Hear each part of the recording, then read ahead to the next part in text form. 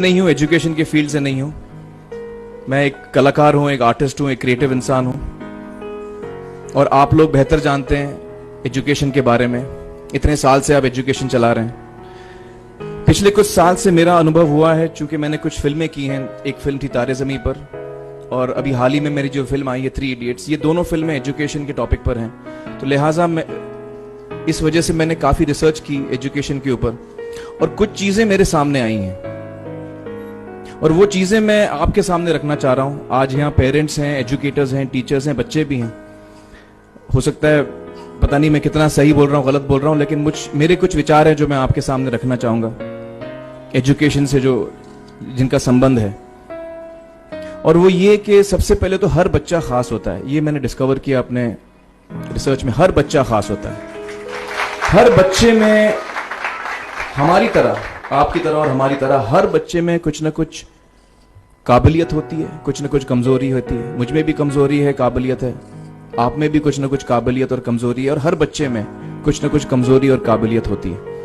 और हमें as parents, as elders, as education system, हमें हर बच्चे की खासियत को पहचानना है, उससे मदद करनी है। उसकी क्या खासियत है, उसका क्या दिल चाहता है, उसे किस चीज में खुशी मिलती है, वो हमें उसको हेल्प करना है कि हम उसको वो ढूंढ सके, और उसमें हमें सपोर्ट करना है। और जो उसकी कमजोरी है उसमें हमें उसको सपोर्ट करना है।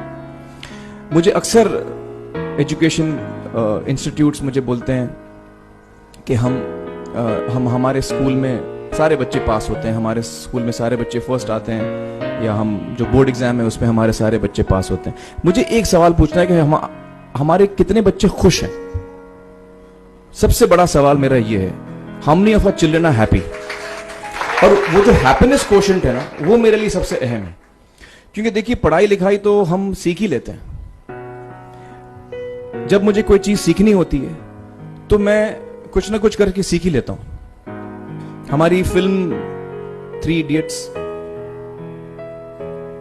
जब रिलीज होने वाली थी, रिलीज से पहले हमने कई स्क्रीनिंग्स रखे थे, टेस्ट स्क्रीनिंग जिसको हम कहते हैं, जिसमें कि हम ऑडियंस जैसे आप लोग हैं उनको बुलाते हैं, फिल्म दिखाते हैं, उनसे पूछते हैं कि फिल्म कैसी लगी। ऐसे एक टेस्ट स्क्रीनिंग हमने किया था। बंबई में एक फैक्ट्री में कारीगर लोग काम करते हैं, तो करीब 25-30 कारीगर आए थे उस स्क्रीनिंग में। स्क्रीनिंग के बाद उनका एक कारीगर था, उसने मुझसे एक सवाल पूछा। उसने मुझसे ये पूछा, आप लोगों ने फिल्म देखी है 3 इडियट्स?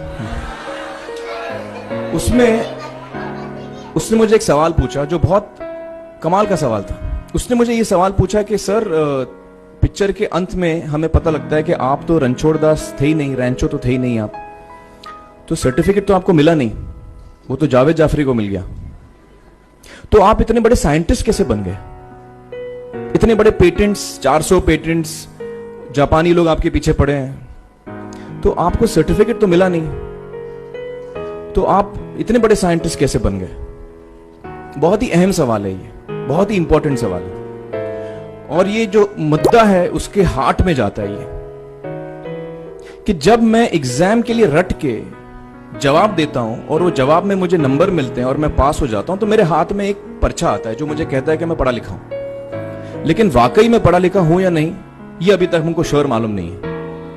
लेकिन जब आप नॉलेज चाहते हैं कि आपको मिले, विद्या मिले आपको, तो फिर वो कागज का मायने कुछ होता नहीं है। तो मैंने उसको जवाब में 2 सवाल पूछे। मैंने बोला उसको कि भैया, आपको क्या लगता है मैं अच्छा एक्टर हूं? उसने बोला हाँ, देश भर में आप सब लोग मानते हैं आपको, आप अच्छे एक्टर हैं। मैंने उससे कहा कि भैया, मेरे पास कोई सर्टिफिकेट नहीं है जो कहता है कि मैं अच्छा एक्टर हूं। मेरे पास कोई कागज नहीं है जो मुझे बोलता है कि मैं अच्छा एक्टर हूं। मैंने फिर उससे एक सवाल पूछा कि मैंने सुना आप बहुत अच्छे कटर हैं, आपके जो बॉस मुझे बताते हैं कि आप उनके मेन कटर हैं और आपकी बड़ी इज्जत करते हैं वो। आपके पास कोई पर्चा है, सर्टिफिकेट है जो मुझे बताता है कि आप कटर हो? उसने बोला नहीं सर। तो मैंने बोला आपका जवाब आपको इधर ही मिल गया।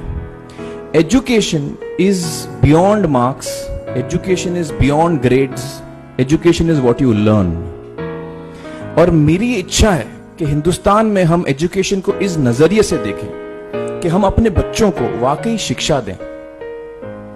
और शिक्षा हम खुशी से दें, क्योंकि शिक्षा में सिर्फ ज्ञान नहीं होता, शिक्षा में एक और चीज मिली हुई होती है, वो ये है कि हम अपने बच्चों को डेवलप करते हैं एज ह्यूमन बींग्स। आगे चल के वो जिंदगी में अच्छे इंसान बने, आगे चल के वो अपने पैरों पे खड़े रह सकें, आगे चल के वो इज्जत की जिंदगी जी सकें, आगे चल के वो दूसरों के बारे में ध्यान रखें, आगे चल के वो किसी के चेहरे पे मुस्कुराहट ला सकें, आगे चल के वो किसी की मदद कर सकें। This is what we should develop of our children. ये मेरी फीलिंग है। मैं जहां भी देखता हूं, ये मेरे साथ भी हुआ है जब मैं छोटा था। जब से हमारे बच्चे छोटे होते हैं, जब से बच्चे पैदा होते हैं, बच्चा घर आता है, हम बच्चे को पूछते हैं भाई मार्क्स कितने मिले, फर्स्ट आया कि सेकंड आया? वो बोलता है सेकंड। सेकंड आया तो अरे फर्स्ट नहीं आया, डांट पड़ती है उसको। जो बोलता है मैं 10th आया तो उसकी तो हालत ही बुरी हो जाती है। बच्चे को लगता है यार ये फर्स्ट आना बड़ा जरूरी है। उसको रेस में हम पूछते हैं तुम रेस में फर्स्ट आए कि सेकंड आए? में हम उसको बचपन से, जब से वो केजी लोअर केजी में होता है, जब लोअर केजी में रेस होती है, चमचा मुंह में लगा के उसमें नींबू डाल के भागते हैं। उसमें भी हम बच्चे को पूछते हैं अरे मेरा बेटा फर्स्ट आएगा, ला बेटा मेरा फर्स्ट आना, मतलब पेरेंट्स चिल्ला रहे हैं बेटा भागो, मतलब नींबू लेके भागो। तो उसमें होता क्या है कि बच्चे को लगता है कि यार ये बड़ा जरूरी है। मेरे पेरेंट्स को हमेशा, मेरे पेरेंट्स मुझे एक ही सवाल पूछते हैं, मैं फर्स्ट आया कि नहीं। उसके जहन में ये बात बैठ जाती है कि मेरे को अव्वल आना है, मेरे को कंपीट करना है, मेरे को बाकी लोग से आगे निकलना है। टीचर्स भी यही सवाल उसको पूछते हैं आमतौर पे, मेरे साथ हुआ है। होता क्या है कि जब वो बच्चा 21 साल का होता है तो वो बड़ा सेल्फिश हो जाता है, और उसको सेल्फिश हमने बनाया, हमारे सिस्टम ने बनाया। वो अपने बारे में सोचता है और किसी के बारे में नहीं सोचता, क्योंकि यही हमने उसको ट्रेन किया बचपन से। बचपन से हमने उसको यही ट्रेन किया कि बेटा तुम पहले आना, बाकी सब लोग को भूल जाओ।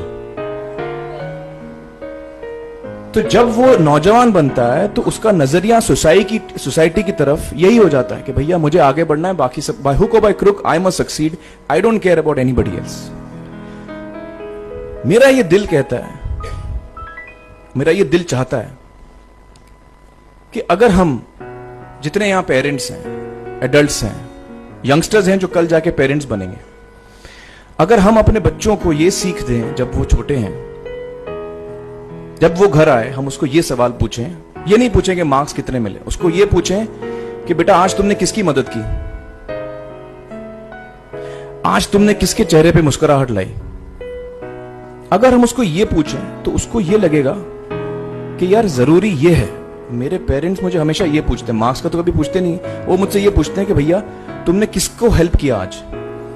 तो हेल्प करना लोगों को, लोगों के बारे में सोचना, लोगों के चेहरे पे मुस्कुराहट लाना, ये मेरे पेरेंट्स के लिए बड़ा इंपॉर्टेंट है। साइकोलॉजिकली वो इस चीज के साथ बड़ा होगा, स्कूल वही जाएगा, पढ़ाई लिखाई वही करेगा, वो उसका नजरिया थोड़ा बदल जाएगा।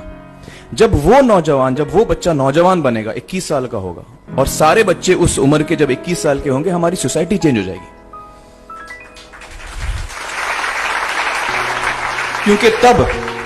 क्योंकि तब हमारी सोसाइटी में ऐसे नौजवान होंगे जो खुद के बारे में नहीं सोच रहे, दूसरों के बारे में सोच रहे। तो मुझे लगता है कि सबसे बड़ी चीज जो हमारे एजुकेशन सिस्टम में मैं देखना चाहूंगा, जो मैंने अपने स्कूल लाइफ में नहीं देखी, कि हमको ये अहमियत इस पे दी जा रही है कि हम अपने आसपास के बच्चों को कितना हेल्प कर रहे हैं। ये एक बहुत बड़ी तब्दीली अगर आ जाए तो मुझे लगता है कि हमारा देश बहुत सुधर सकता है, बहुत बदल सकता है।